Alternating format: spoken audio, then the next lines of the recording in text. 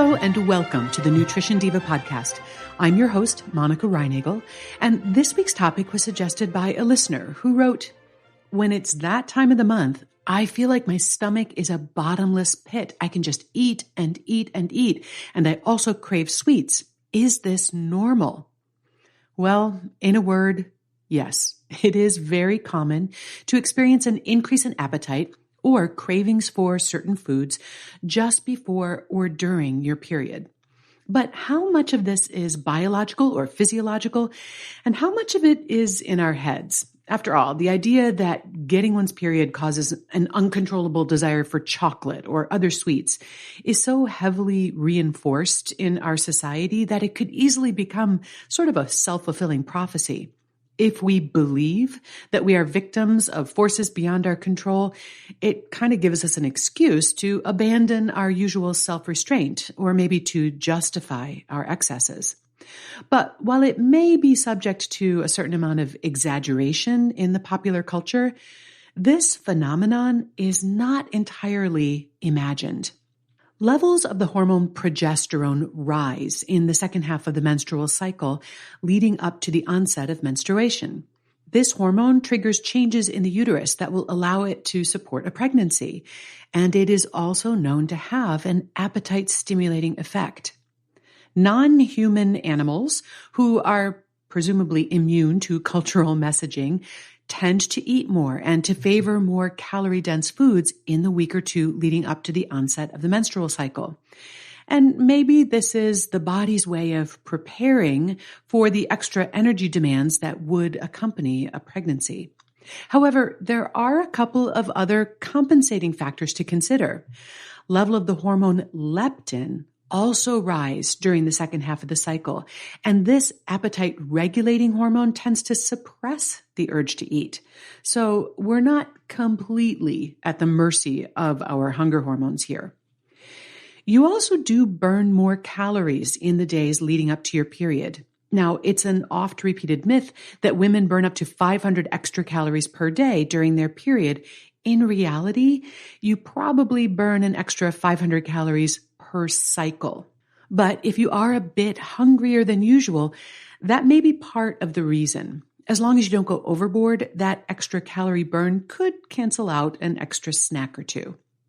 In effect, the typical changes in appetite hormones and metabolism during your menstrual cycle largely balance each other out. You may gain and lose a couple of pounds every single month, and while that may certainly be annoying, it's not necessarily cause for alarm. You are not gaining and losing several pounds of fat each time that happens. Most of the change that you're seeing on the scale is due to temporary water retention.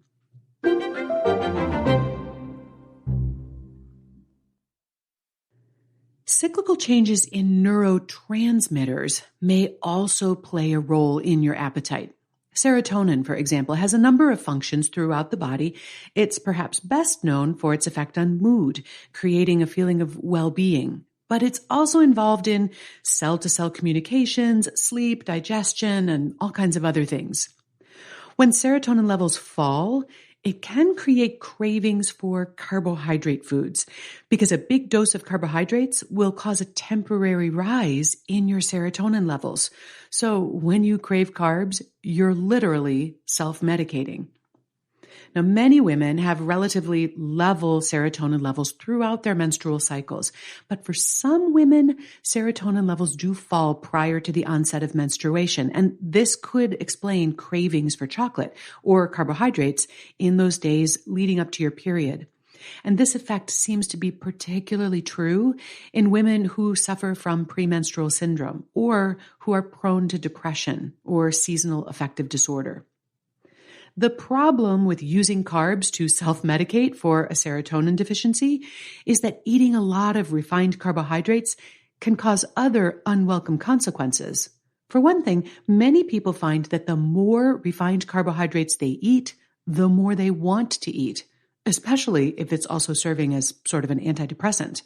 So instead of a periodic cycle in which your appetite and metabolism rises a bit and then falls, your intake simply escalates. Fortunately, carbs are not the only way to boost your serotonin levels. I recently had a conversation on food and mood with psychologist Dr. Ellen Hendrickson, and she offered the following tips. She said, if you need a quick way to enhance your mood, a few minutes of aerobic exercise, like a quick walk or even some jumping jacks in your office, exposure to sunshine, doing a favor for someone, or even simply smiling are all proven ways to boost your serotonin and your mood. So now that we have a better understanding of what's happening in our bodies and in our brains before our period, let's talk about how to cope with all of that. Well, first of all, when faced with menstrual munchies, try to stick to yummy but healthy foods that are going to fill you up. That's going to be fruits and vegetables, whole grains, and protein-rich foods.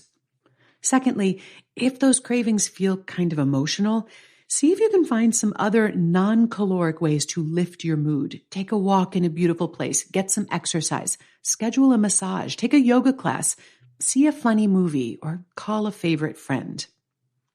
Number 3, be sure to get plenty of sleep because being underrested can powerfully increase your appetite and cravings. And number 4, consider maybe giving in to that chocolate craving. After all, chocolate does contain compounds that lift your mood, but instead of breaking out that king-sized bag of M&Ms, treat yourself to an ounce or 2 at most of the very best chocolate you can find. And finally, if you are struggling with severe PMS symptoms or depression, please seek the help and the support of a healthcare professional. There are treatments that can help really improve your quality of life. You'll find a transcript of today's show along with links to related episodes on sleep, the food-mood connection, and lots more. You'll find all of that at nutritiondiva.quickanddirtytips.com, where you can also discover podcasts by other experts in the Quick and Dirty Tips podcasting network, including The Savvy Psychologist, Get Fit Guy, Everyday Einstein, and Grammar Girl. And while we're talking about podcasts, I want to invite you to check out my new podcast, which is not part of the Quick and Dirty Tips Network, but does feature Brock Armstrong of the Get Fit Guy podcast.